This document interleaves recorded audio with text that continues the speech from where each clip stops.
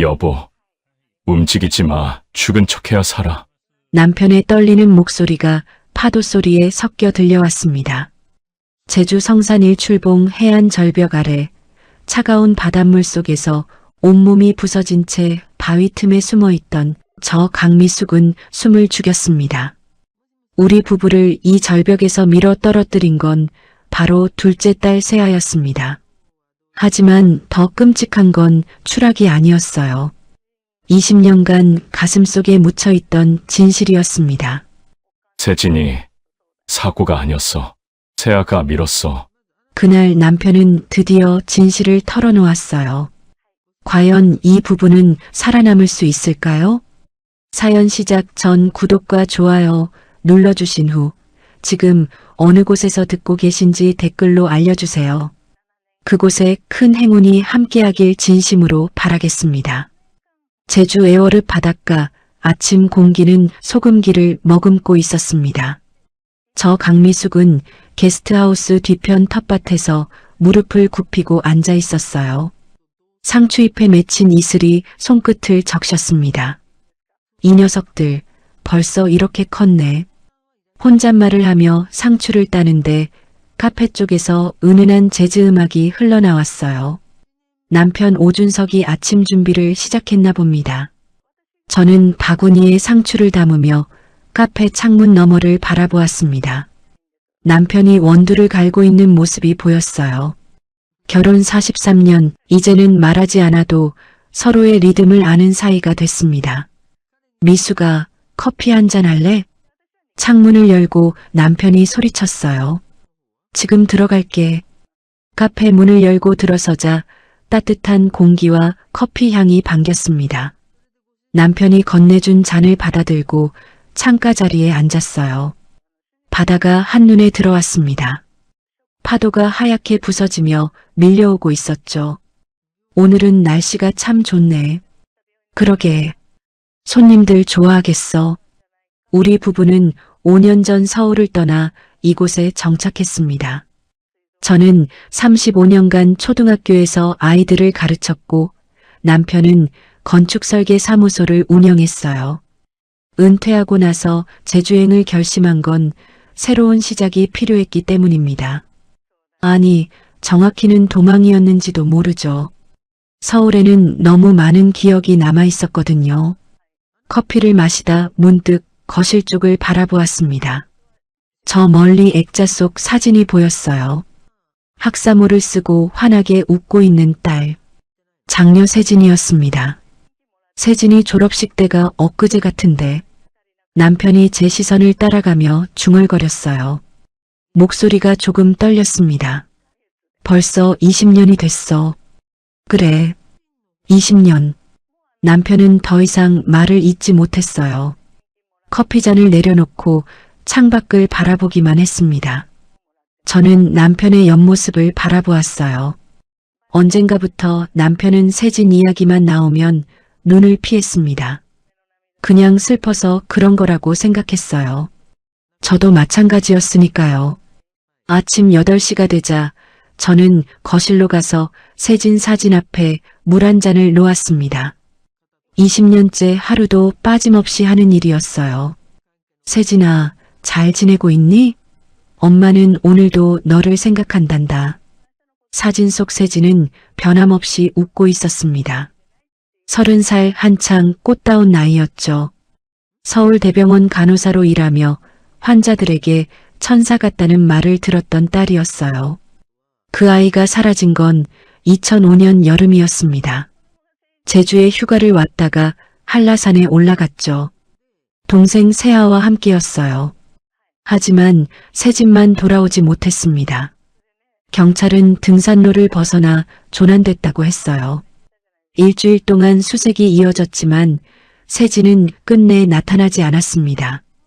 배낭만 계곡 아래에서 발견됐을 뿐이었어요. 엄마, 죄송해요. 제가 언니를 잘 못 봤어요.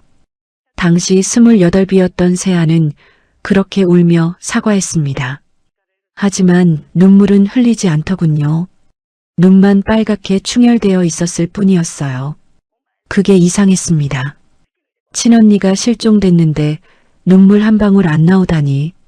세아야, 그때 정확히 무슨 일이 있었어? 저는 여러 번 물었어요. 언니가 사진 찍는다고 혼자 갔어요. 기다렸는데 안 와서 저는 먼저 내려왔어요. 세아는 똑같은 대답만 반복했습니다. 표정 하나 변하지 않은 채로요. 장례식장에서도 세아는 조용했어요. 문상객들에게 인사만 했을 뿐 울지 않았습니다. 사람들은 충격이 너무 커서 그런 거라고 했지만 저는 알았어요. 뭔가 다른 이유가 있다는 거요. 하지만 따져 물을 수 없었습니다. 세진은 이미 돌아올 수 없었고 세아는 제게 남은 유일한 딸이었거든요. 여보, 오늘 객실 청소 같이 할까? 남편이 거실로 들어오며 물었어요. 저는 세진 사진에서 눈을 떼고 고개를 끄덕였습니다. 그래. 오후 3시에 손님 2팀 체크인이야. 알았어. 침구새로 갈아야 하는 방이 있지? 응. 어제 손님이 체크아웃했어. 우리는 나란히 계단을 올라갔습니다. 게스트하우스는 총 4개의 객실이 있었어요. 바다가 보이는 방 2, 한라산이 보이는 방 2. 손님들은 대부분 바다뷰를 선호했습니다. 청소를 하며 남편을 흘끔 쳐다보았어요. 남편은 묵묵히 침대 시트를 갈고 있었습니다. 이마에 땀이 맺혔어요. 여보, 힘들면 내가 할게. 괜찮아. 이 정도야. 남편은 씩 웃었지만 그 웃음이 어색해 보였습니다. 요즘 들어 남편은 자주 멍하니 허공을 바라보곤 했어요. 무슨 생각을 그렇게 하는지 물어보면 아무것도 아니야 라고만 했죠. 결혼 43년을 함께 산 사이인데도 남편에게 닿지 않는 부분이 있었습니다. 어쩌면 그게 세진과 관련된 일일지도 모른다는 생각이 들었어요. 점심때가 되자 저는 부엌에서 김치찌개를 끓였습니다. 냉장고에 남은 돼지고기를 넣고 푹 끓이니 구수한 냄새가 집안을 채웠어요. 여보, 밥 먹어. 남편이 작업실에서 나왔습니다. 손에 톱밥이 묻어 있었어요. 요즘 남편은 나무 도마 만드는 일에 푹 빠져 있었습니다. 뭐 만들고 있어? 도마 주문이 들어와서 카페 손님이 하나 사가겠대. 그래, 잘 됐네. 식탁에 마주 앉아 밥을 먹었습니다. TV에서는 제주 날씨 뉴스가 나오고 있었어요. 당분간 맑은 날씨가 계속된다고 했습니다. 여보, 남편이 갑자기 젓가락을 내려놓고 저를 바라보았어요. 왜요? 우리 잘 살고 있는 거 맞죠? 갑자기 무슨 소리예요? 아니, 그냥 세진이 없는 삶을 사는 게 가끔은 죄책감이 들어서. 저는 남편의 손을 잡았습니다. 여보, 우리 잘못 없어요. 사고였어요. 하지만 남편은 고개를 저었어요. 그래도 말이야. 남편은 더 이상 말을 잇지 못했습니다. 눈가가 붉어졌어요. 저는 남편의 등을 쓰다듬어 주었습니다. 다 지나간 일이야. 이제는 우리끼리라도 행복하게 살아야지. 오후가 되자 손님들이 도착했습니다. 신혼부부로 보이는 젊은 커플이었어요. 와, 여기 정말 좋네요. 바다가 바로 보여요. 네, 날씨 좋을 때 일몰이 정말 예쁩니다. 천천히 쉬다 가세요. 손님들을 안내하고 카페로 돌아왔습니다. 남편은 커피를 내리고 있었어요. 저는 카운터에 앉아 노트북을 켰습니다. 예약 관리를 확인해야 했거든요. 그때 핸드폰이 울렸습니다. 화면을 보니 세아였어요. 가슴이 덜컥 내려앉았습니다. 세아는 평소에 자주 연락하는 편이 아니었거든요. 한 달에 한두 번 정도 들르는 게 전부였어요. 여보세요? 엄마. 세아의 목소리가 평소와 달랐습니다. 뭔가 긴장된 느낌이었어요. 그래, 세아야. 무슨 일이야? 엄마, 내일 시간 돼요? 잠깐 들를게요. 그래, 와라. 밥은 먹고 갈 거야? 아니요, 금방 갈게요. 드릴 말씀이 있어서요. 드릴 말씀.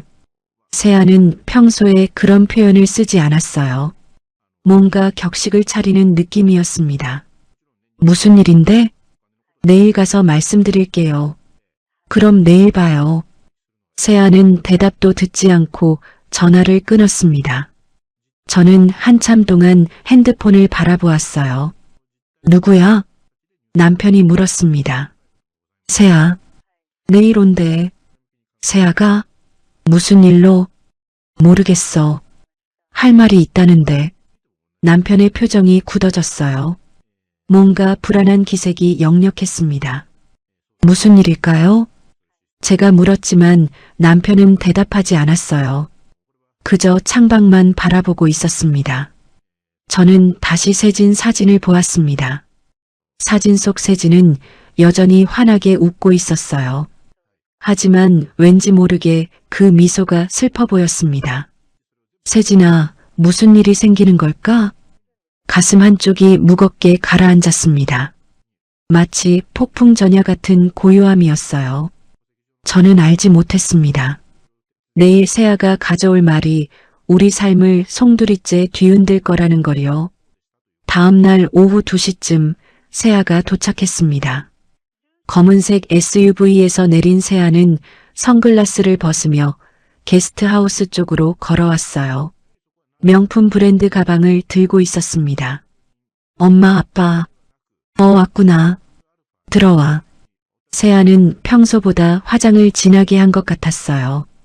입술은 새빨갛고 눈썹은 또렷하게 그려져 있었습니다. 48살인데도 30대처럼 보였죠. 거실 소파에 앉은 세아는 가방을 무릎 위에 올려놓았어요.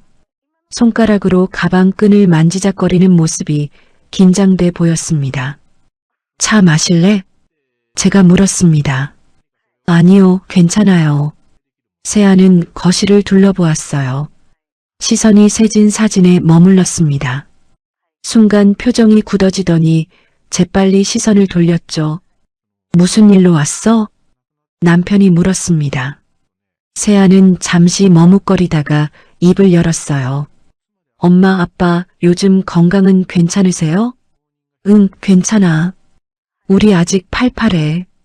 그래도 이제 나이가 있으시잖아요. 엄마 65, 아빠 67이시고. 세아의 말투가 이상했습니다. 평소에는 엄마, 아빠 건강해요? 정도로 가볍게 물었는데 오늘은 나이까지 구체적으로 언급했어요. 왜 그래? 우리 아프기라도 한 것 같아? 아니에요. 그냥 혹시라도 무슨 일 생기면 안 되잖아요. 세아는 가방에서 서류 봉투를 꺼냈습니다. 저는 그 봉투를 보며 가슴이 철렁 내려앉았어요. 이게 뭐야? 엄마, 요즘은 다들 미리 준비하시거든요. 건강할 때 정리해 두는 거예요. 세아가 서류를 꺼내 탁자 위에 놓았습니다. 재산 목록 정리라고 적혀 있었어요. 세아야, 이게 무슨... 엄마, 이 집이랑 카페 시세가 얼마나 돼요? 요즘 애월 땅값 많이 올랐다던데. 저는 남편을 쳐다보았어요. 남편도 당황한 표정이었습니다. 글쎄, 한 5억 정도 되려나? 5억이요? 제가 알아보니까 7억은 될 것 같던데요. 세아는 메모장을 펼쳤습니다. 거기에는 우리 재산이 항목별로 적혀 있었어요. 애월 게스트하우스 및 카페 약 7억, 제주시 상가 건물 약 3억, 예금 약 1억 5천만 원. 저는 숨이 막혔습니다. 세아가 언제 이렇게 자세히 조사한 거죠? 세아야, 너 이거 왜 조사한 거야? 남편이 물었어요. 목소리가 낮게 깔렸습니다. 아빠, 오해하지 마세요. 저도 엄마 아빠 걱정돼서 그러는 거예요. 무슨 걱정? 만약에 엄마 아빠 갑자기 편찮으시면 어떡해요? 병원비도 들고 요양원비도 필요하잖아요. 세아는 그렇게 말하면서도 눈은 서류만 바라보고 있었어요. 세아야, 우리 아직 건강해. 그런 걱정 안 해도 돼. 엄마, 지금은 건강하셔도 나중엔 모르잖아요. 미리미리 준비하는 게 좋아요. 세아는 또 다른 서류를 꺼냈습니다. 이거 한번 보세요. 재산관리 위임 동의서예요. 재산관리 위임? 네. 제가 엄마 아빠 재산을 대신 관리해 드릴게요. 은행 가시기 힘드시잖아요. 저는 서류를 받아들었어요. 복잡한 법률 용어들이 빼곡히 적혀 있었습니다. 세아야, 우리가 은행 못 갈 정도로 늙었어? 남편이 서류를 내려놓았습니다. 아빠, 그게 아니라. 아니긴 뭐가 아니야. 우리 멀쩡한데 왜 재산 관리를 내가 해? 세아의 얼굴이 붉어졌어요. 아빠는 왜 그렇게 나오세요? 저 엄마 아빠 걱정돼서 그러는 거예요. 걱정은 무슨, 너 무슨 일 있어? 남편의 물음에 세아는 잠시 말문이 막혔습니다. 손가락으로 가방 끈을 더 세게 비틀었어요. 무슨 일 없어요. 그럼 왜 갑자기 이런 소리를 해? 갑자기가 아니에요. 제 친구 엄마도 이렇게 했어요. 요즘은 다들 이래요. 세아는 목소리를 높였습니다. 평소에 차분하던 세아답지 않았어요. 저는 세아의 손을 잡았습니다. 손이 차갑고 떨리고 있었어요. 세아야, 무슨 일 있으면 엄마한테 말해. 힘든 일 있어? 세아는 제 손을 뿌리쳤습니다. 아무 일도 없어요. 그냥 미리 준비하자는 거예요. 생각 좀 해보세요. 전 다음에 다시 올게요. 세아는 서류를 가방에 넣고 벌떡 일어났어요. 저는 세아를 붙잡으려 했지만 이미 현관문을 나서고 있었습니다. 세아야, 밥은 먹고 가. 아니에요. 급한 일 있어요. 세아는 뒤도 돌아보지 않고 차에 올라탔어요. 엔진 소리가 요란하게 울리더니 순식간에 사라졌습니다. 저는 멍하니 서서 차가 사라진 방향을 바라보았어요. 여보, 이상해. 뭔가 이상해. 남편이 중얼거렸습니다. 세아가 왜 저래? 모르겠어. 근데 분명히 뭔가 있어. 우리는 거실로 돌아와 소파에 앉았어요. 세아가 두고 간 메모장이 탁자 위에 놓여 있었습니다. 저는 그걸 집어들었어요. 메모장에는 우리 재산 목록 외에도 다른 것들이 적혀 있었습니다. 은행 대출 3억, 사채 3억, 월 이자 600만 원. 저는 숨이 멎는 줄 알았어요. 여보, 이거 봐. 남편이 메모장을 받아들었습니다. 얼굴이 창백해졌어요. 세아가 빚이 있어? 6억이야. 6억? 우리는 서로를 바라보았습니다. 세아가 왜 갑자기 재산 이야기를 꺼냈는지 이제 알 것 같았어요. 여보, 세아한테 전화해봐. 남편이 핸드폰을 꺼냈습니다. 하지만 세아는 전화를 받지 않았어요. 3번을 걸었지만 모두 음성사서함으로 넘어갔습니다. 안 받네. 문자라도 보내봐. 남편이 문자를 보냈습니다. 세아야, 무슨 일 있으면 말해. 아빠가 도와줄게. 하지만 답장은 오지 않았어요. 저는 다시 메모장을 펼쳤습니다. 맨 뒷장에 작은 글씨로 뭔가 적혀 있었어요. 다음 달 15일까지. 다음 달 15일. 오늘이 11월 16일이니까 한 달도 안 남았습니다. 여보, 이거 봐. 다음 달 15일까지래. 뭐가? 아마 빚 갚는 날인 것 같아. 남편의 얼굴이 더 어두워졌어요. 6억을 한 달 안에 갚으라고? 사채업자들이 그러잖아. 기한 못 지키면. 저는 더 이상 말을 잇지 못했습니다. TV 뉴스에서 본 끔찍한 사건들이 떠올랐어요. 여보, 세아한테 무슨 일 생기는 거 아니야? 모르겠어. 근데 분명히 세아가 우리 재산을 노리고 있어. 남편의 말이 맞았습니다. 세아는 우리 재산으로 빚을 갚으려는 게 분명했어요. 그럼 우리 어떻게? 일단 더 알아봐야 해. 세아가 정확히 무슨 일을 하고 있는지. 그때 제 핸드폰이 울렸습니다.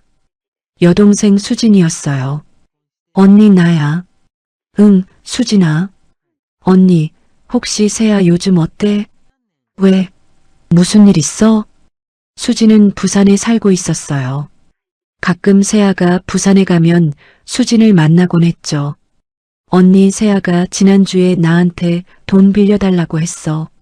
얼마? 5천만 원. 근데 내가 그런 돈 어디 있어. 거절했어. 저는 가슴이 철렁 내려앉았어요. 세아가 뭐라고 했어? 사업 자금이 필요하다고만 했어. 근데 표정이 이상하더라고. 되게 절박해 보였어. 세아한테 무슨 일 있는 거 아니야? 나 걱정돼서 전화했어. 응. 고마워, 수진아. 나도 알아볼게. 전화를 끊고 남편한테 말했어요. 세아가 수진이한테도 돈 빌려달라고 했대. 5천만 원. 5천? 그것도 모자라니까 우리한테 온 거겠지. 남편이 한숨을 쉬었습니다. 여보, 우리 어떡하지? 당장은 세아 말 들으면 안 돼. 서류 같은 거 절대 사인하지 마. 근데 세아가 정말 위험한 거면. 위험해도 우리 재산 다 넘겨줄 순 없어. 우리도 노후 자금 있어야 하잖아. 남편 말이 맞았어요.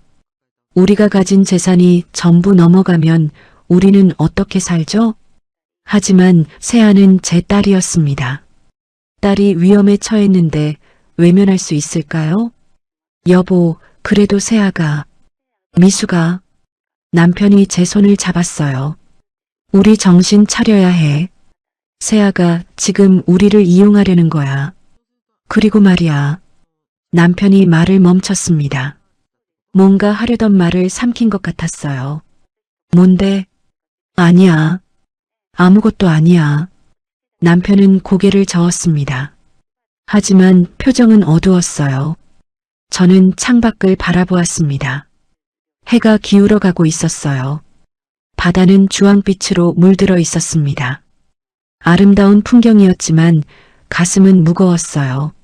세아가 무슨 일에 휘말린 걸까? 그리고 왜 우리한테 이런 식으로 나오는 걸까?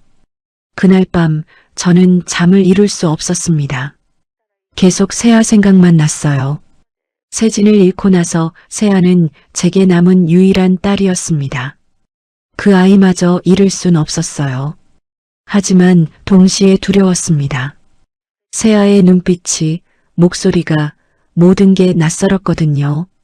내가 아는 세아가 맞나? 침대에 누워 천장을 바라보며 생각했어요.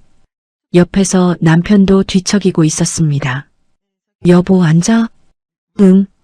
잠이 안 와. 나도. 우리는 어둠 속에서 서로의 손을 잡았어요. 여보, 무서워. 나도 무서워. 남편의 목소리도 떨리고 있었습니다. 뭔가 잘못되고 있었어요. 그날 밤 저는 잠을 이루지 못했습니다. 세아의 메모장에 적힌 숫자들이 머릿속을 떠나지 않았어요. 6억? 다음 달 15일까지. 새벽 4시쯤 되자 저는 침대에서 일어났습니다. 거실로 나와 세진 사진 앞에 섰어요. 사진 속 세진은 여전히 환하게 웃고 있었습니다. 손가락으로 액자를 쓰다듬었어요. 차가운 유리가 손끝을 식혔습니다.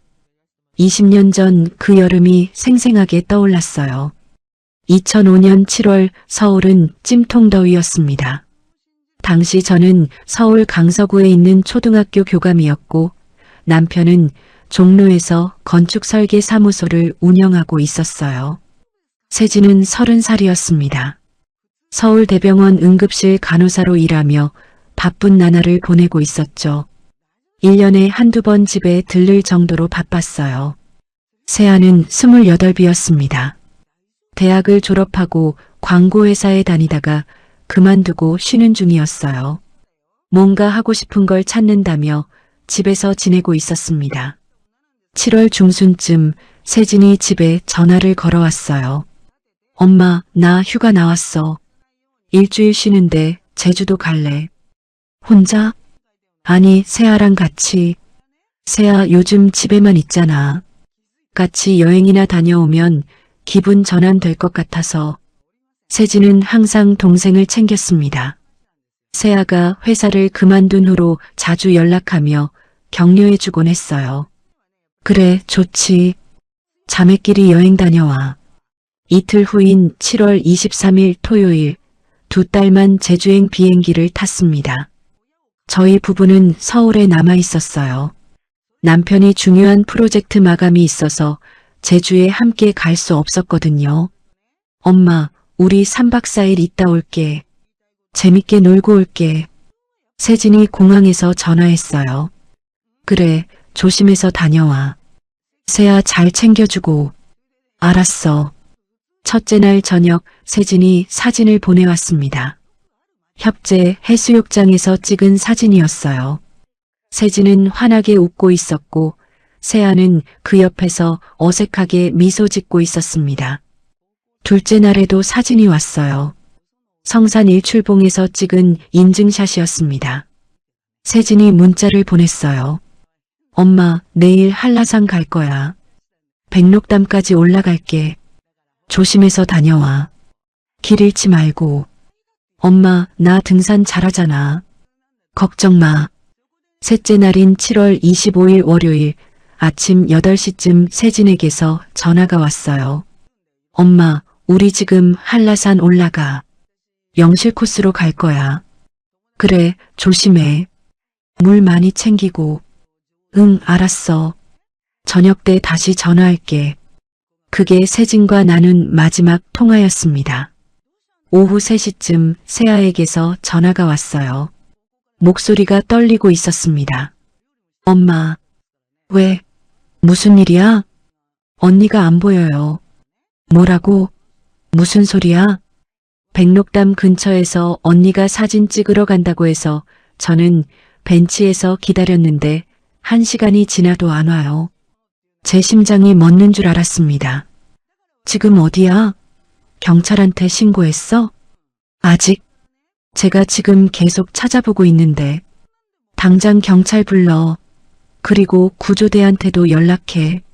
저는 소리를 질렀어요. 옆에서 남편이 놀라서 달려왔습니다. 무슨 일이야? 세진이가 한라산에서 실종됐대. 남편의 얼굴이 하얗게 질렸습니다. 우리 부부는 즉시 짐을 싸서 제주행 비행기를 탔어요. 김포공항에서 제주공항까지 1시간이 영원처럼 느껴졌습니다. 제주공항에 내리자마자 경찰서로 달려갔습니다. 세아가 경찰서 의자에 앉아 있었어요. 얼굴은 창백했고 옷은 흙투성이었습니다. 세아야. 저는 달려가서 세아를 안았어요. 엄마. 세아의 목소리는 떨렸지만 눈물은 나오지 않았습니다. 눈만 빨갛게 충혈되어 있었어요. 언니는? 찾았어? 세아는 고개를 저었습니다. 경찰이 다가와서 설명했어요. 현재 산악구조대가 수색 중입니다. 하지만 날이 어두워져서 오늘은 중단하고 내일 아침 일찍 다시 시작하겠습니다. 안 돼요. 우리 딸이 산에 혼자 있는데 어떻게 중단해요? 제가 울부짖었지만 경찰은 난처한 표정이었습니다. 밤에는 수색이 더 위험합니다. 내일 아침에 뜨자마자 대규모 수색 들어가겠습니다. 우리 가족은 한라산 근처 숙소에 짐을 풀었어요. 하지만 아무도 잠을 잘 수 없었습니다. 세아야, 그때 정확히 무슨 일이 있었어? 남편이 물었습니다. 세아는 떨리는 목소리로 대답했어요. 오후 2시쯤 백록담에 도착했어요. 언니가 저쪽에 경치 좋은 데가 있다며 사진 찍으러 간다고 했어요. 저는 피곤해서 벤치에 앉아 있었고요. 그래서 30분쯤 지나도 안 와서 찾아봤는데 어디로 간 건지 안 보이는 거예요. 큰 소리로 불렀는데 대답이 없었어요. 그럼 바로 신고했어야지. 저도 당황해서 계속 찾아봤는데 세아는 고개를 떨어뜨렸습니다. 저는 세아의 손을 잡았어요. 손이 차갑게 식어 있었습니다. 다음 날 새벽부터 대규모 수색이 시작됐습니다. 경찰, 소방관, 산악구조대 총 150여 명이 투입됐어요. 저희 부부도 함께 산에 올라갔습니다. 세진아, 세진아. 목이 쉬도록 불렀지만 메아리만 돌아왔어요. 이틀째, 사흘째 수색이 계속됐지만 세진은 나타나지 않았습니다. 나흘째 되는 날 영실코스 계곡 아래에서 세진의 배낭이 발견됐어요. 파란색 등산 배낭이었습니다. 안에는 세진의 지갑, 핸드폰, 물병이 들어 있었습니다. 배낭이 이렇게 깊은 계곡에 있다는 건 추락했을 가능성이 높습니다. 경찰이 말했습니다. 그럼 우리 딸은요? 계곡이 너무 험하고 깊습니다. 수색을 계속하겠지만 경찰은 말끝을 흐렸어요. 일주일이 지났습니다. 수색 인원이 줄어들기 시작했어요. 2주일째 경찰이 저희를 불렀습니다. 유족분들께 말씀드리기 어렵지만 이제 생존 가능성은 거의 없다고 판단됩니다. 등산로를 이탈해서 계곡으로 추락한 것으로 보입니다. 아니에요. 우리 딸은 등산 경험이 많아요. 길을 잃을 사람이 아니에요. 저는 경찰의 옷깃을 붙잡았습니다. 그래도 산에서는 예기치 못한 일이 생길 수 있습니다. 조난사로 결론 짓겠습니다. 저는 그 자리에서 주저앉았어요. 남편이 저를 부축했습니다. 서울로 돌아와 장례식장을 차렸습니다. 시신 없는 장례였어요. 빈관 앞에 세진의 대학 졸업사진을 크게 확대해서 놓았습니다. 조문객들이 줄을 이었어요. 세진의 병원 동료들, 대학 친구들, 친척들 모두가 울며 안타까워했습니다. 하지만 세아는 울지 않았어요. 검은 상복을 입고 조문객들에게 고개만 숙일 뿐이었습니다. 장례 이틀째 밤 저는 세아를 조용히 불렀습니다. 세아야, 잠깐 나와봐. 장례식장 밖 벤치에 앉았어요. 7월의 밤 공기는 무덥고 답답했습니다. 세아야, 엄마한테 솔직하게 말해줄래? 그날 정말 무슨 일 있었어? 세아는 한참 동안 말이 없었습니다. 아무 일도 없었어요. 언니가 혼자 갔다가 길을 잃은 거예요. 제 잘못이에요. 제가 언니를 잘 못 봤어요. 세아의 목소리가 떨렸습니다. 엄마는 너를 탓하는 게 아니야. 그냥, 엄마, 전 괜찮아요. 세아가 저를 똑바로 쳐다보았어요. 눈빛이 텅 비어 있었습니다. 언니는 이제 편해졌을 거예요. 그 말에 온몸에 소름이 돋았습니다. 언니가 죽었는데 편해졌다니. 세아야, 너 지금. 엄마, 저 들어갈게요. 조문객 오세요. 세아는 자리에서 일어나 장례식장 안으로 들어갔습니다. 저는 그 뒷모습을 멍하니 바라보았어요. 뭔가 이상했습니다. 분명히 뭔가 숨기고 있었어요. 하지만 저는 묻지 못했습니다. 세진을 잃은 슬픔에 세아마저 의심하고 싶지 않았거든요. 1년 후 세진은 법적으로 사망 선고를 받았습니다. 시신이 발견되지 않았지만 법원은 사망을 인정했어요. 세아는 다시 취직했습니다. 서울의 한 무역회사에 들어가 일하기 시작했어요. 한 달에 한 번 정도 집에 들렀지만 세진 이야기는 절대 꺼내지 않았습니다. 세진 사진을 볼 때마다 세아의 표정은 굳어졌어요.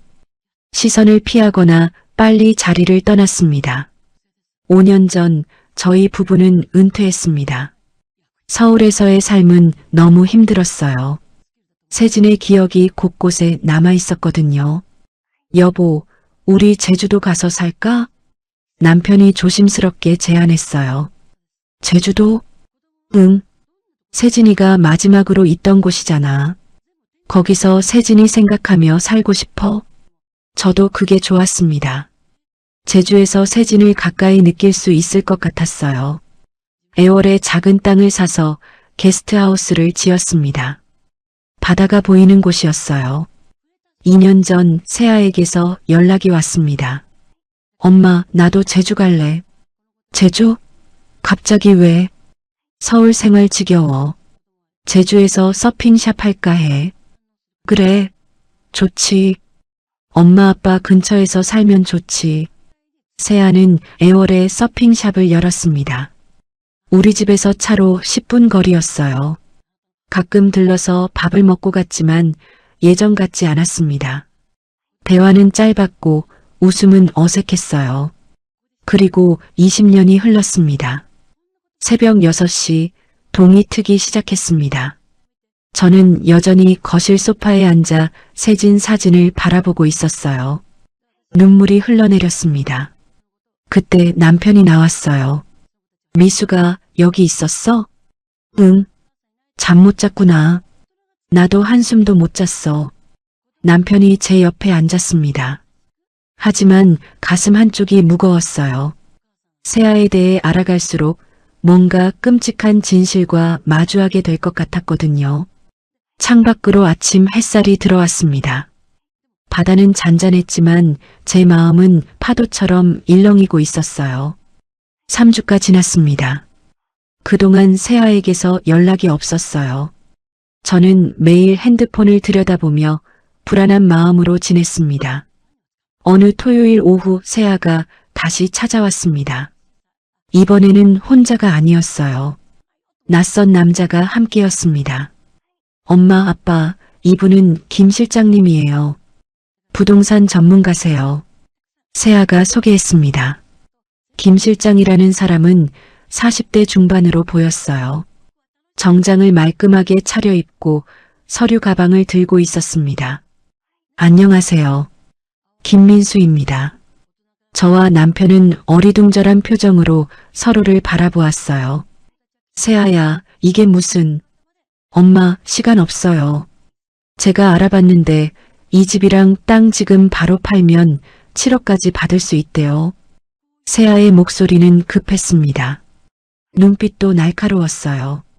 김 실장이 서류를 꺼내 탁자 위에 펼쳤습니다. 부동산 시세 분석표였어요. 우리 게스트하우스와 땅, 그리고 제주시 상가 건물까지 모두 조사되어 있었습니다. 어르신, 요즘 애월 땅값이 엄청 올랐습니다.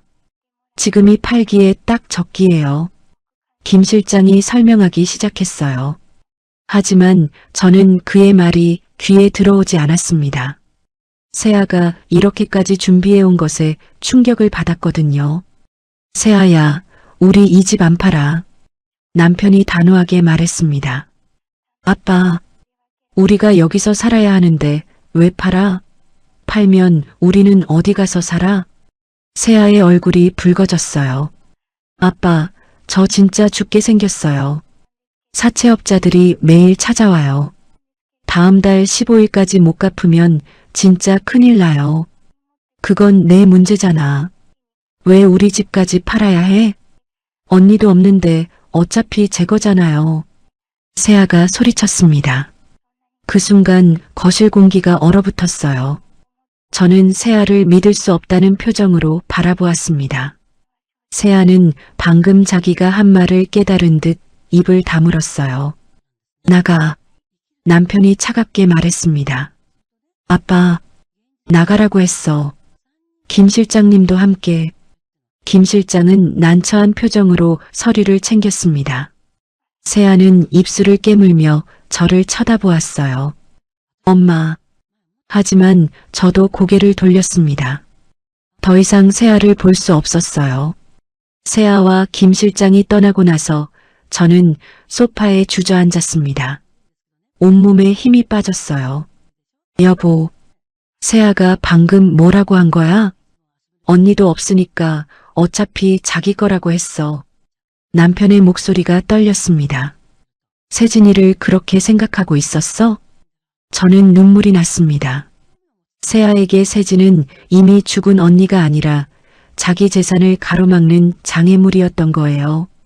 그날 저녁 여동생 수진이 제주로 내려왔습니다. 제가 급하게 연락했거든요. 수진은 큰 봉투를 들고 왔어요. 언니, 내가 세아 일 제대로 알아봤어.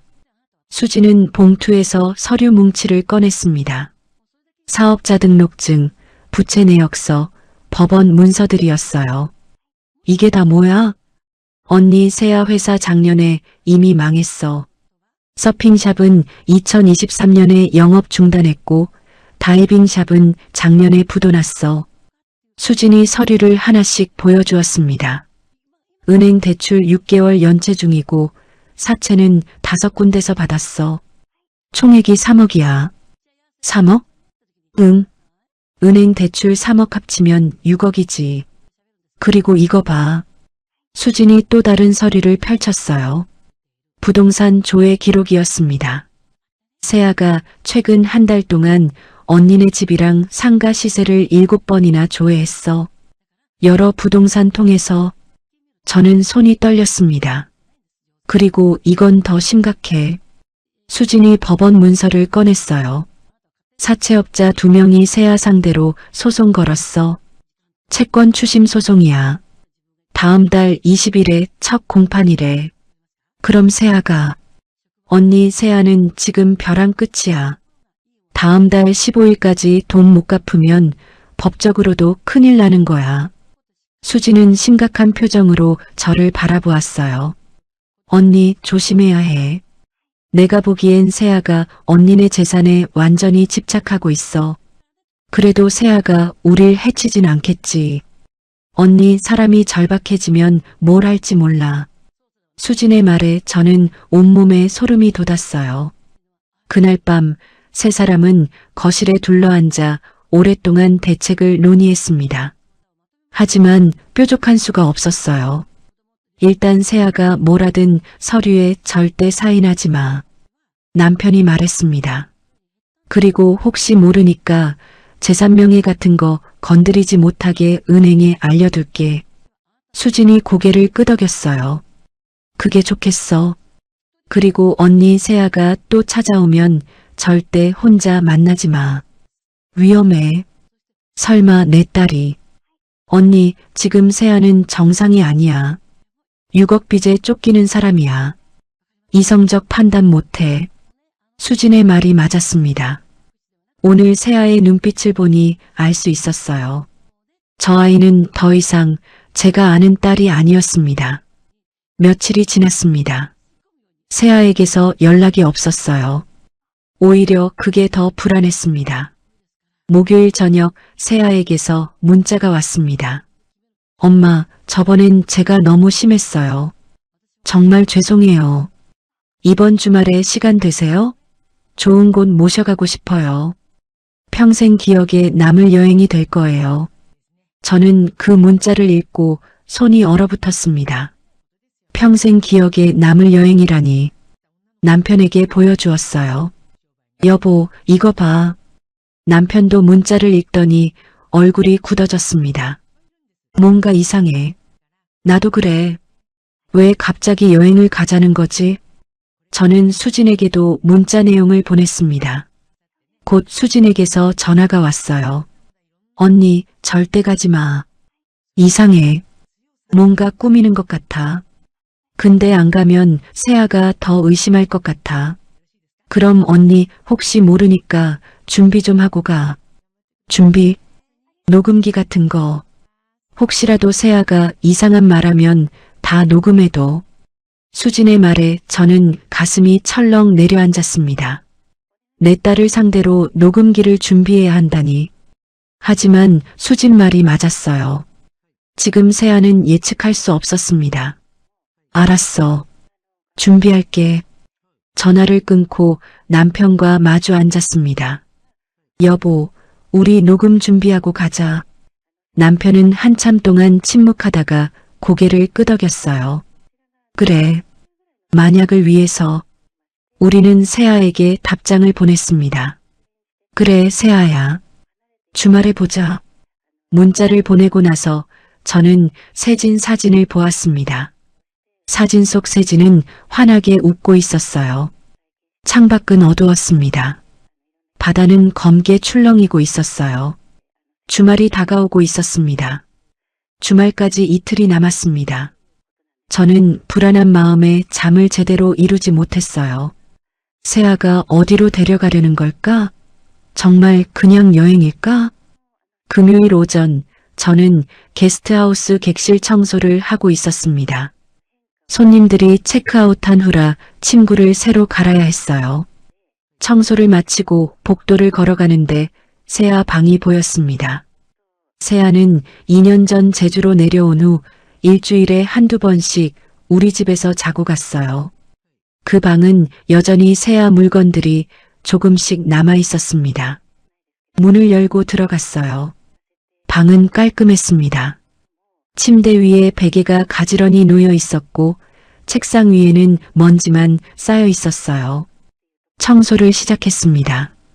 걸레질을 하다가 침대 밑을 닦는데 뭔가 손에 걸렸어요. 낡은 노트였습니다. 꺼내서 펼쳐보니 일기장이었어요. 표지에 세아의 이름이 적혀 있었습니다. 날짜를 보니 2005년이었어요. 심장이 빠르게 뛰기 시작했습니다. 페이지를 넘겼어요. 7월까지는 평범한 일상이 적혀 있었습니다. 회사 일, 친구 만난 이야기, 영화 본 감상 같은 것들이요. 하지만 7월 25일자 일기를 보는 순간 숨이 멎었습니다. 언니가 사라졌다. 나 때문에. 백록담에서 나는 언니를 밀었다. 언니가 떨어지는 걸 봤다. 비명소리가 들렸다. 하지만 아무도 모른다. 아빠만 알고 있다. 아빠가 말하지 말래. 나는 매일 밤 언니 꿈을 꾼다. 언니가 나를 원망하는 꿈. 저는 일기장을 떨어뜨릴 뻔했습니다. 손이 너무 떨려서 제대로 잡을 수가 없었어요. 다시 읽었습니다. 혹시 잘못 본 건 아닐까 싶어서요. 하지만 글자는 분명했습니다. 나는 언니를 밀었다. 아빠만 알고 있다. 제 머릿속이 하얗게 변했습니다. 세진이 사고가 아니었다고? 세아가 밀었다고? 그리고 남편이 알고 있었다고? 일기장을 들고 거실로 뛰어내려갔습니다.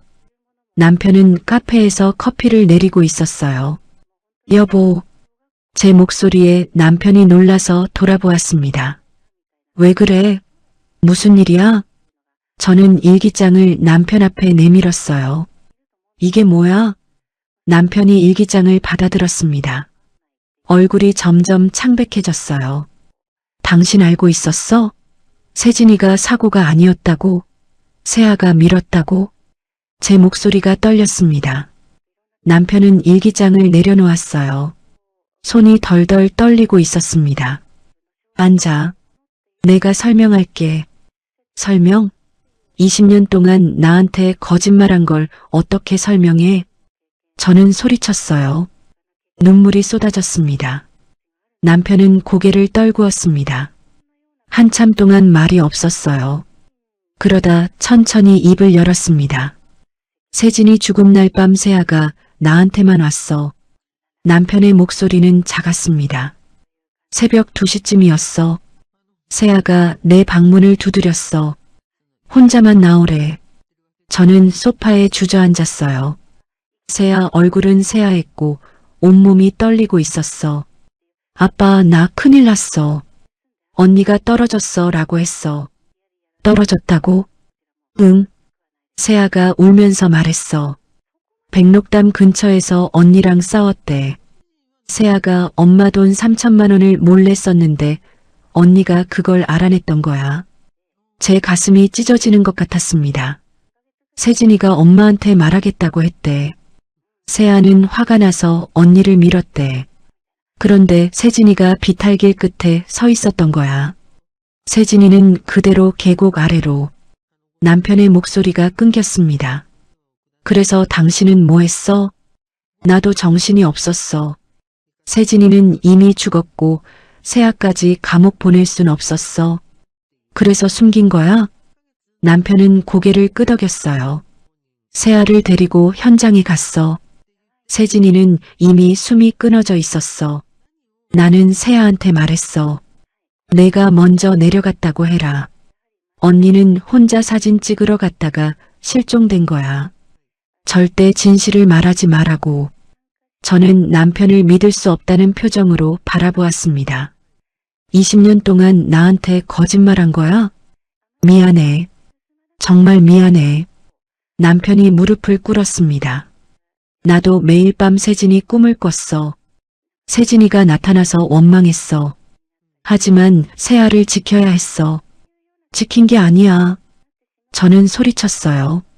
망친 거야. 세아는 20년 동안 죄책감 속에서 살았고 이제는 완전히 비틀어진 거야. 남편은 울음을 터뜨렸습니다. 살면서 처음 보는 남편의 눈물이었어요. 저는 남편을 외면하고 창밖을 바라보았습니다. 바다는 평온했지만 제 마음은 폭풍우가 몰아치고 있었어요. 한참 후에 저는 입을 열었습니다. 이제 중요한 건 그게 아니야. 뭐? 세아가 지금 무슨 생각을 하고 있는지 모르겠어. 남편이 고개를 들었어요. 세아는 우리를 원망해. 세진이를 더 사랑했다고. 자기만 희생시켰다고 생각하고 있어. 그래도 우릴 해치진. 여보. 저는 남편을 똑바로 쳐다보았습니다. 세아는 20년 전에도 그랬잖아. 언니를 밀었잖아. 남편은 말문이 막혔어요. 그리고 지금은 빚까지 졌어. 6억? 다음 달 15일까지. 절박한 상황이야. 세아는 우리를 없애려고 할 거야. 제 말에 남편의 얼굴이 새하얗게 변했습니다. 설마 주말에 어디론가 데려간다며? 평생 기억에 남을 여행이라며? 저는 세아의 문자를 다시 읽었어요. 뭔가 꾸미고 있어. 분명히. 남편은 떨리는 손으로 물잔을 들었습니다. 물을 마시려다 쏟아버렸어요. 그럼 우리 어떻게? 경찰에 신고해야 하는 거 아니야? 지금 20년 전 일을? 증거도 없이? 그리고 신고하면 나도 공범이야. 20년 동안 숨겼으니까. 저는 남편의 말이 맞다는 걸 알았습니다. 지금 신고해봤자 세아를 막을 순 없었어요. 증거를 확보하는 거야. 저는 일기장을 집어들었어요.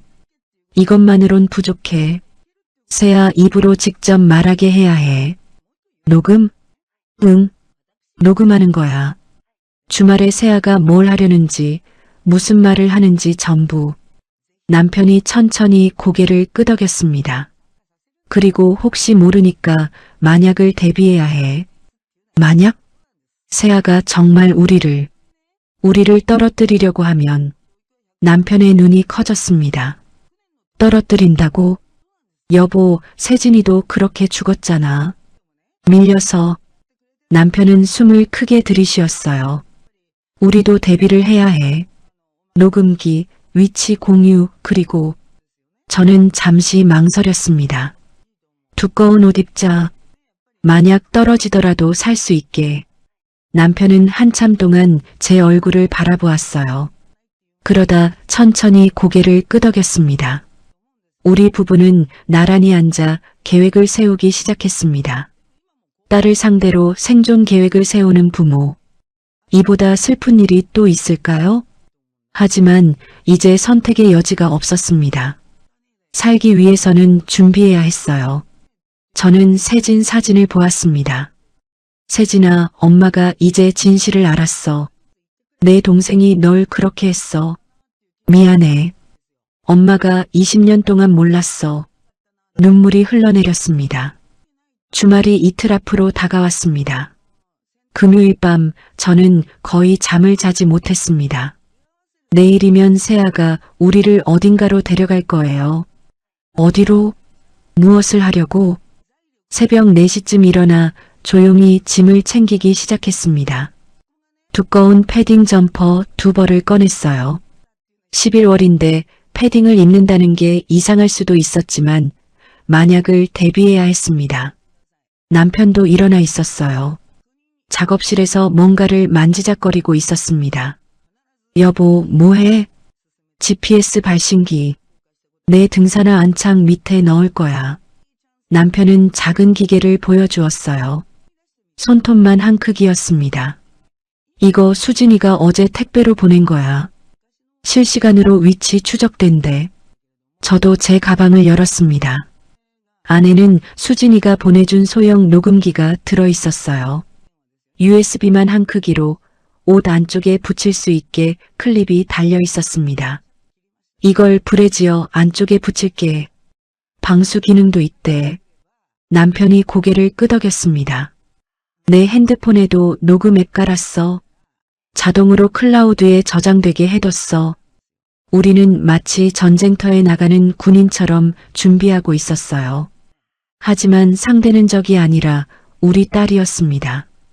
여동생 수진에게서 전화가 왔어요. 언니, 나 밤새 잠 못 잤어. 걱정돼서. 나도. 언니, 준비 다 했어? 응. 녹음기, GPS 다 챙겼어. 그리고 꼭 기억해. 세아가 뭐라고 하든 다 녹음되고 있다는 거. 알았어. 언니, 만약에 이상하면 바로 도망쳐. 알았지? 응. 수진의 목소리가 떨렸습니다. 언니, 진짜 조심해. 제발. 걱정 마. 우리 잘 다녀올게. 전화를 끊었지만 손이 떨렸어요. 정말 괜찮을까? 우리가 살아서 돌아올 수 있을까? 남편이 제 손을 잡았습니다. 미수가 무서워? 응. 너무 무서워. 나도. 근데 우리 해야 해. 세아를 막아야 해. 저는 고개를 끄덕였어요. 아침 5시 거실에 앉아 기다렸습니다. 세아가 6시에 온다고 했거든요. 저는 두꺼운 패딩 안쪽에 녹음기를 붙였어요. 겉에서는 전혀 티가 나지 않았습니다. 남편도 등산화를 신고 GPS가 제대로 작동하는지 확인했습니다. 위치 신호 잘 잡혀? 응. 수진이 핸드폰으로 실시간으로 보고 있대. 거실벽에 걸린 세진 사진을 바라보았습니다. 세진아, 엄마가 진실을 밝힐게. 눈물이 났지만 참았어요. 울 시간이 없었습니다. 7시 정각, 세아의 차가 도착했습니다. 검은색 SUV였어요. 세아가 차에서 내렸습니다. 밝은 표정이었지만 눈빛은 차갑게 가라앉아 있었습니다. 엄마, 아빠 준비됐어요? 그래. 근데 어디 가는데? 비밀이에요. 가면 알아요. 정말 좋은 곳이에요. 세아는 웃었지만 그 웃음이 섬뜩했어요. 차에 탔습니다. 뒷좌석에 나란히 앉았어요. 세아가 시동을 걸었습니다. 오늘 날씨 딱 좋죠? 일출 보기 완벽해요. 일출? 네. 성산 일출봉 가려고요. 거기서 해 뜨는 거 보면 진짜 예뻐요. 성산 일출봉. 절벽이 있는 곳이에요. 저는 남편의 손을 꽉 잡았습니다.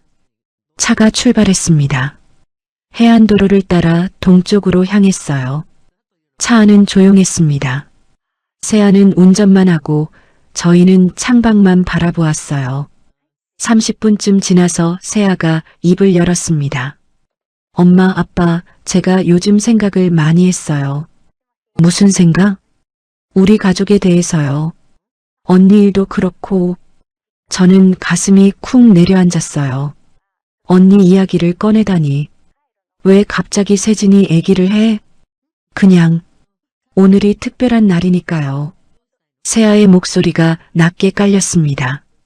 특별한 날? 네. 평생 기억될 날이잖아요. 세아가 백미러로 우리를 쳐다보았어요. 눈빛이 이상했습니다. 저는 옷 안쪽 녹음기를 의식했어요. 제대로 작동하고 있겠죠? 차는 계속 달렸습니다. 성산 일출봉이 점점 가까워졌어요. 새벽 6시 40분 성산 일출봉 주차장에 도착했습니다. 아직 해가 뜨기 전이라 주차장은 텅 비어 있었어요. 관광객도 없었습니다. 왜 이렇게 사람이 없어? 평일 새벽이잖아요. 조용해서 좋아요. 세아가 차에서 내렸습니다. 우리도 따라 내렸어요. 바람이 차갑게 불었습니다. 바다 냄새가 났어요. 이쪽으로 오세요. 세아가 앞장섰습니다. 성산 일출봉 입구가 아니라 옆쪽 해안 절벽 쪽으로 걸어갔어요. 세아야, 여긴 어디야? 일출봉은 저쪽인데. 아빠, 여기가 더 좋아요. 사람들이 잘 모르는 포인트예요. 우리는 세아를 따라갔습니다. 좁은 오솔길이 이어졌어요. 양쪽으로는 풀과 돌들이 있었습니다. 5분쯤 걸어가니 탁 트인 해안 절벽이 나타났습니다. 난간도 없었어요. 그냥 절벽 끝이었습니다. 아래를 내려다보니 까마득했어요. 파도가 바위에 부딪혀 하얗게 부서지고 있었습니다. 여기에요. 여기서 일출 보면 정말 예뻐요. 세아가 절벽 가까이로 걸어갔어요. 저는 남편을 보았습니다. 남편도 긴장한 표정이었어요. 세아야, 여긴 위험해 보이는데. 그냥 일출봉 올라가자. 아빠, 여기가 훨씬 좋아요. 잠깐만 있으면 해 떠요. 세아는 우리를 재촉했습니다. 저는 주머니에 손을 넣었어요. 남편 핸드폰 녹음이 시작됐는지 확인하고 싶었습니다. 하늘이 점점 밝아지고 있었습니다. 동쪽 수평선이 주황빛으로 물들기 시작했어요. 자, 여기 서세요. 제가 사진 찍어 드릴게요. 세아가 우리를 절벽 쪽으로 유도했습니다. 세아야, 너무 가까운 거 아니야? 괜찮아요. 제가 잡아드릴게요. 세아가 다가왔습니다. 손을 뻗었어요. 저는 본능적으로 뒤로 물러났습니다. 엄마. 세아가 저를 쳐다보았어요. 표정이 굳어 있었습니다. 세아야. 남편이 입을 열었습니다. 우리 일기장 봤다. 세아의 얼굴이 새하얗게 변했어요. 뭐? 무슨 일기장? 내가 20년 전에 쓴 일기. 7월 25일자. 세아는 한 걸음 뒤로 물러났습니다. 언니를 밀었다고 적혀 있더라. 저도 말했습니다. 세아의 눈빛이 흔들렸어요. 손이 떨리기 시작했습니다. 아니. 그래. 다 알아. 20년 전 진실도 지금 내가 뭘 하려는지도. 남편이 단호하게 말했습니다. 세아는 잠시 멍하니 서 있다가 갑자기 웃기 시작했어요. 소름 끼치는 웃음이었습니다. 이제 알았어요? 너무 늦었어요. 세아의 목소리가 변했습니다. 차갑고 날카로웠어요. 어차피 다 끝난 거예요. 내 인생도 엄마 아빠 인생도. 세아야. 엄마는 20년 동안 뭐 했어요?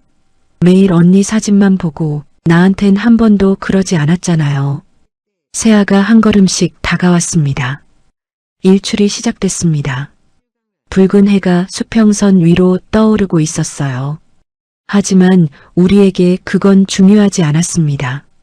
생과 사의 순간이 다가오고 있었으니까요. 세아가 한 걸음씩 다가왔습니다. 저는 본능적으로 뒤로 물러났어요. 하지만 뒤는 절벽이었습니다. 세아야, 진정해. 남편이 손을 들어 올렸습니다. 진정해요? 지금? 세아가 비웃었어요. 20년 동안 나는 매일 밤 악몽을 꿨어요. 언니가 떨어지는 장면, 비명소리, 그게 매일 밤 반복됐어요. 세아의 목소리가 떨렸습니다. 눈에서는 눈물이 흘러내렸어요. 하지만 엄마 아빠는 뭐 했어요? 매일 언니 사진만 보고 나한텐 눈길도 안 줬잖아요. 세아야, 엄마도 너를. 거짓말. 세아가 소리쳤습니다. 언니는 항상 완벽했어요. 예쁘고 똑똑하고 착하고. 엄마 아빠는 언니만 자랑했어요. 나는 그냥 비교 대상이었어요. 세아는 주먹을 불끈 쥐었어요. 그날도 그랬어요. 백록담에서 언니가 나를 도둑 취급했어요. 엄마 돈 훔친 거 다 말할 거야. 넌 정말 부끄러운 동생이야 라고 했어요. 세아의 얼굴이 일그러졌습니다. 화가 났어요. 참을 수 없을 만큼. 그래서 밀었어요. 언니가 비명 지르며 떨어지는 걸 봤어요. 계곡 아래로. 저는 가슴이 찢어지는 것 같았습니다. 세진이가 얼마나 무서웠을까. 동생한테 밀려서 떨어지면서. 그리고 20년이 지났어요. 나는 죄책감 속에서 살았어요. 하지만 엄마 아빠는 여전히 언니만 생각했어요. 세아가 한 걸음 더 다가왔습니다. 그런데 이제 나한텐 빚까지 생겼어요. 6억? 사채업자들이 다음 주면 날 죽일 거예요. 그래서 우리를, 네. 엄마 아빠 재산이 유일한 방법이었어요. 하지만 안 주시잖아요. 세아의 눈빛이 차갑게 가라앉았습니다. 그래서 이렇게 된 거예요. 차라리 이렇게 끝내는 게 나아요. 엄마 아빠도 언니한테 가세요. 세아가 갑자기 달려들었습니다. 저를 향해서요. 안 돼. 남편이 제 앞을 막아섰습니다. 순간 세 사람이 뒤엉켰어요. 밀고 당기는 와중에 균형을 잃었습니다. 아! 저는 비명을 질렀습니다. 몸이 공중으로 떠올랐어요. 남편의 손이 제 팔을 잡았지만 이미 늦었습니다. 남편도 함께 절벽 아래로 떨어졌어요. 8m 아래는 바다였습니다. 공중에서 떨어지는 순간 남편이 소리쳤어요. 발 먼저. 저는 본능적으로 다리를 아래로 향하게 했습니다. 쿵! 물에 부딪히는 충격이 온몸을 관통했어요. 귀가 멍했습니다. 차가운 바닷물이 코와 입으로 들어왔습니다. 숨을 쉴 수 없었어요. 물속으로 깊이 가라앉았습니다. 1m, 2m, 어둠 속으로. 하지만 곧 멈췄어요. 두꺼운 패딩 안에 공기가 차 있었거든요. 마치 구명조끼처럼 작용했습니다. 몸이 다시 위로 떠오르기 시작했어요. 수면 위로 얼굴이 나왔습니다. 헉헉거리며 숨을 들이마셨어요. 여보, 남편이 바로 옆에 있었습니다. 남편도 패딩 덕분에 떠 있었어요. 미수가, 여보 살았어요. 파도가 거세게 몰아쳤습니다. 우리를 절벽 쪽으로 밀어냈어요. 저기, 남편이 손가락으로 가리켰습니다.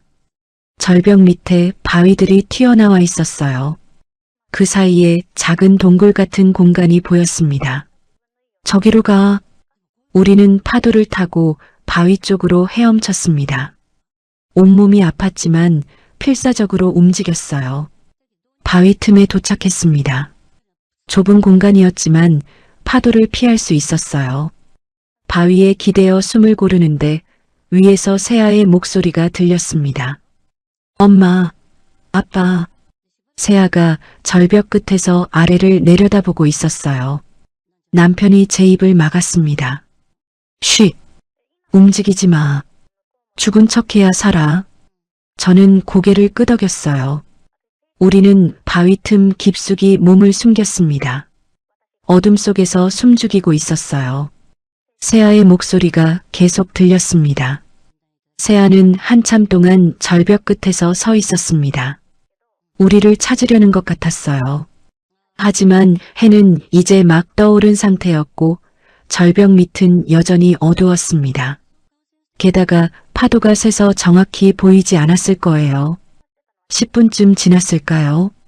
세아의 목소리가 다시 들렸습니다. 119예요? 성산 일출봉 해안 절벽에서 사고가 났어요. 부모님이 사진 찍다가 미끄러지셨어요. 떨어지셨어요. 빨리 와주세요. 세아의 목소리는 울먹이고 있었습니다.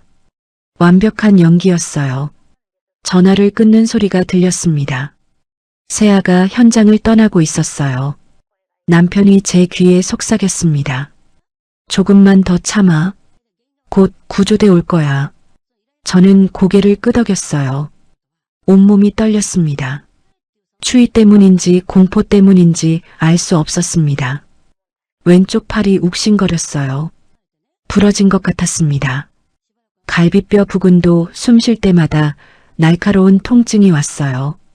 남편도 어깨를 움켜쥐고 있었습니다. 표정이 일그러져 있었어요. 여보, 괜찮아? 어깨가 빠진 것 같아. 괜찮아. 참을만해. 우리는 서로를 꼭 안았습니다. 차가운 바닷물 속에서 서로의 체온이 그나마 위안이 됐어요. 얼마나 지났을까요? 멀리서 사이렌 소리가 들렸습니다. 그리고 헬리콥터 소리도. 해경이다. 남편이 작게 외쳤어요. 여보, 이제 움직여도 돼? 조금만 더. 세아가 완전히 떠났는지 확실하지 않아. 우리는 몇 분을 더 기다렸습니다. 헬리콥터가 절벽 위를 맴돌았어요. 확성기 소리가 들렸습니다. 실종자를 찾고 있습니다. 주변을 수색하겠습니다. 보트 엔진 소리가 가까워졌습니다. 해경 구조정이었어요. 여기요. 남편이 소리쳤습니다. 여기 사람 있어요. 구조대원들이 우리를 발견했습니다. 여기 생존자 있습니다. 2명. 대원들이 재빨리 다가왔어요. 밧줄을 내려 우리를 끌어올렸습니다. 보트에 올라탔습니다. 담요가 덮였고 응급처치가 시작됐어요. 어르신, 의식은 괜찮으세요? 네, 괜찮아요. 저는 떨리는 목소리로 대답했습니다. 녹음기. 네. 제5단에 녹음기가 있어요. 방수해요. 제발 경찰한테 전해주세요. 구조대원이 고개를 끄덕이며 녹음기를 조심스럽게 꺼냈습니다. 그리고 남편 신발. GPS? 알겠습니다. 걱정 마세요. 보트가 해안으로 향했습니다. 저는 남편의 손을 꽉 잡았어요. 여보, 우리 살았어.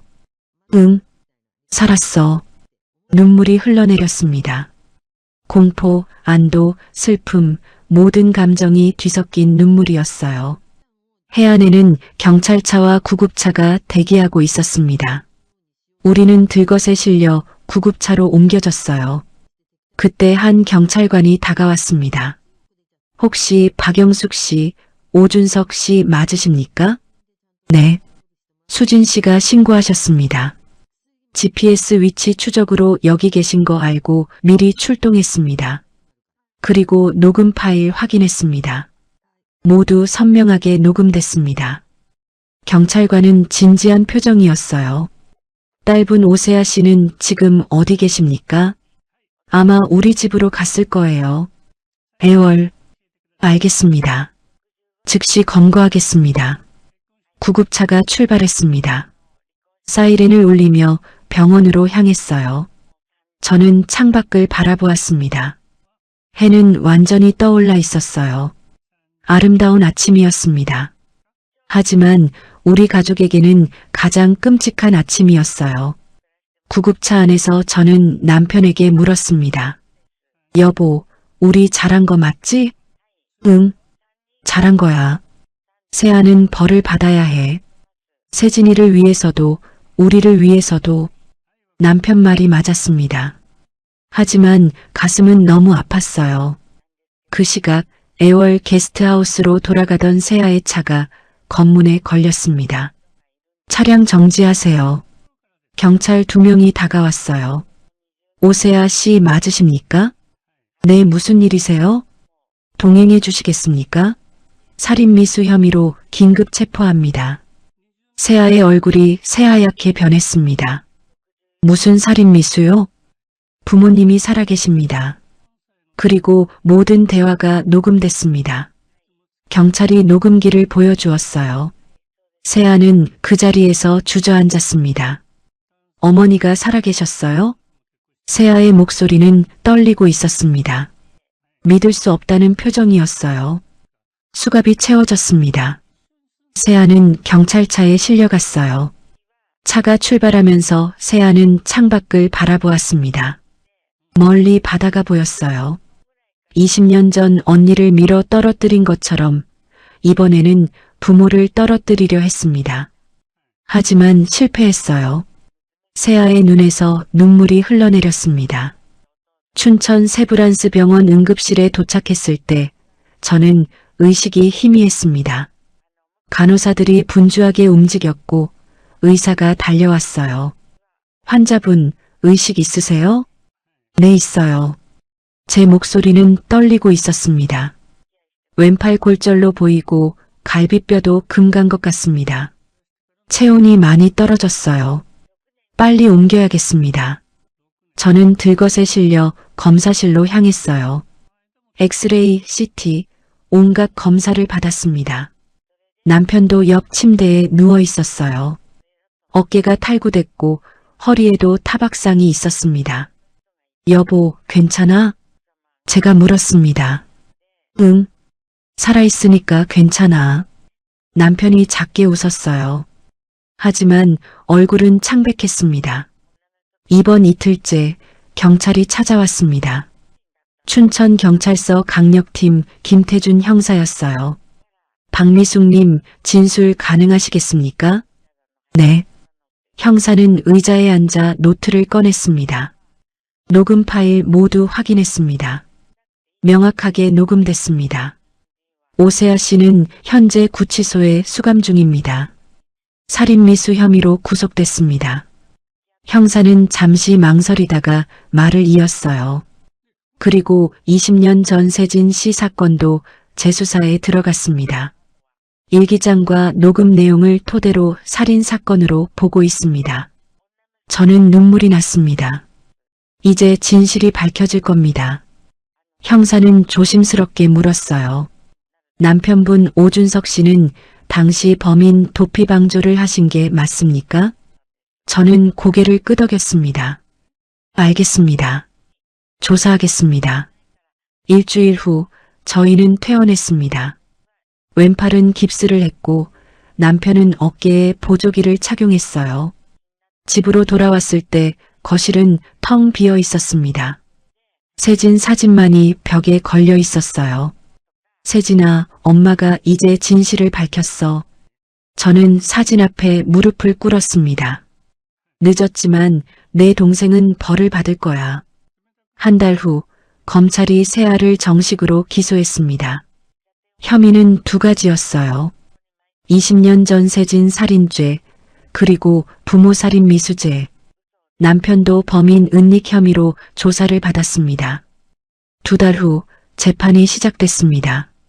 제주지방법원 형사부였어요. 법정에 들어설 때 가슴이 두근거렸습니다. 세아가 수감복을 입고 앉아 있었어요. 머리는 짧게 잘랐고 얼굴은 수척했습니다. 세아는 우리를 보고 고개를 숙였어요. 재판이 시작됐습니다. 검사가 일어나 말했어요. 피고인 오세아는 2005년 7월 25일 한라산 백록담 근처에서 친언니 오재진을 고의로 밀어 추락시켜 살해했습니다. 그리고 20년 후인 올해 11월 부모인 피해자들을 성산일 출봉 절벽에서 밀어 살해하려 했습니다. 이는 극히 잔인하고 계획적인 범죄입니다. 변호인이 반박했습니다. 피고인은 깊이 반성하고 있습니다.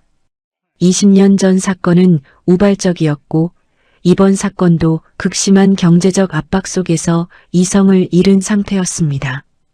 재판은 석 달간 진행됐습니다. 증인신문, 증거조사, 최후 진술까지. 마지막 날 판사가 세아에게 물었습니다. 피고인 할 말 있습니까? 세아는 천천히 일어났어요. 우리를 바라보았습니다. 엄마 아빠 죄송합니다. 세아의 목소리가 떨렸습니다. 저는 20년 동안 지옥 같았어요. 매일 밤 언니 얼굴이 나타났어요. 용서를 빌고 싶었지만 빌 용기가 없었어요. 세아는 울기 시작했어요. 그리고 이번에는 엄마 아빠까지. 제가 정말 괴물이에요. 죄송합니다. 판사가 판결문을 읽기 시작했습니다. 피고인 오세아에게 징역 30년을 선고한다. 오세진 살인죄로 징역 20년, 존속살인 미수죄로 징역 10년, 총 30년. 세아는 그 자리에 무릎을 꿇었어요. 남편에 대한 판결도 나왔습니다. 피고인 오준석은 범인 은닉죄로 징역 2년, 집행유예 2년을 선고한다. 법정을 나서면서 저는 뒤돌아보지 않았습니다. 세아의 울음소리가 들렸지만 발걸음을 멈추지 않았어요. 남편이 제 손을 잡았습니다. 미수가 우리 잘한 거야. 이게 맞는 거야. 알아요. 알아요. 하지만 눈물은 멈출 수 없었습니다. 1년이 지났습니다. 봄이었어요. 저희는 여전히 애월 게스트하우스를 운영하고 있었습니다. 손님들은 왔다 갔고 바다는 변함없이 파도를 보내왔어요.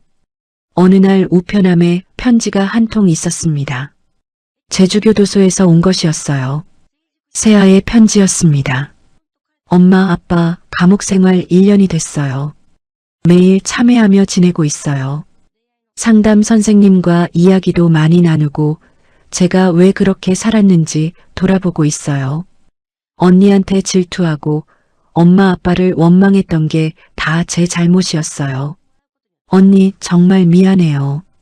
엄마 아빠도 용서해 주세요. 30년 후에는 제대로 된 사람이 되어 나가고 싶어요. 저는 편지를 접었습니다. 가슴이 먹먹했어요. 여보, 우리 한라산 갈까? 남편이 물었습니다. 한라산? 응. 세진이한테 가야 할 것 같아. 다음 날 우리 부부는 한라산 영실 코스에 올랐습니다. 60대 중반의 나이에 등산은 쉽지 않았지만 천천히 올라갔어요. 3시간을 걸어 영실 휴게소 근처에 도착했습니다. 거기에는 작은 표지석이 세워져 있었어요. 사랑하는 딸 오세진을 기억하며 아빠 엄마가 저희가 1년 전에 세운 추모 표지석이었습니다. 표지석 앞에 꽃을 놓았어요. 세진아, 엄마가 늦었지만 진실을 밝혔어. 이제 편히 쉬어. 바람이 불어왔습니다. 따뜻한 봄바람이었어요. 남편도 표지석을 쓰다듬었습니다. 세진아, 아빠가 미안하다. 진작 진실을 말했어야 했는데. 우리는 한참 동안 그 자리에 앉아 있었어요. 하산길에 남편이 물었습니다. 여보, 우리 잘한 거 맞지? 응. 이게 세진이를 위한 거야. 그리고 세아를 위한 것이기도 하고. 집으로 돌아와 거실 세진 사진 앞에 섰습니다.